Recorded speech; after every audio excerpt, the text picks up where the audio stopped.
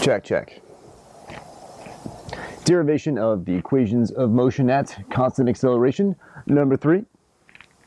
Here it is. It's a nice one. We got displacement equals velocity original multiplied by time plus 1/2 of acceleration multiplied by time squared. How do we get this one? Okay. Once again, we refer to the velocity versus time graph and relationship. Everything stems from this. So it's given us equation number 2. It's going to give us equation number 3 as well. There's a little bit of manipulation. Okay. Well, when we look at this trapezoid here, and its area determines the displacement. So we get it from the area of the velocity versus time graph. So that's kind of the strategy. The first block over here, this one, the area is just equal to base times height.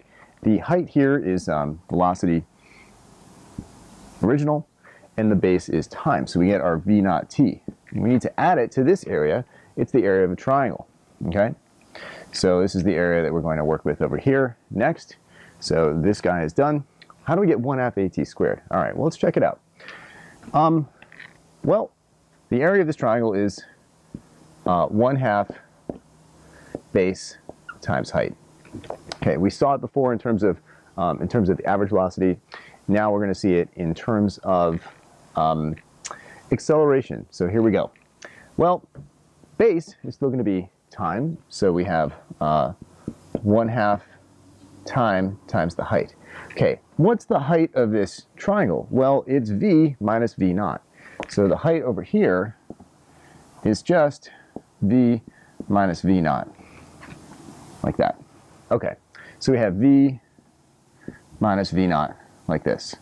All right, I'll put that in parentheses. That's good, but how does that give us 1/2 at squared? All right, what we need to do is bring in the relationship that we had before for acceleration. So we might remember from number 1, equation number 1, that acceleration is v minus v naught over t minus t naught, which we just then called t.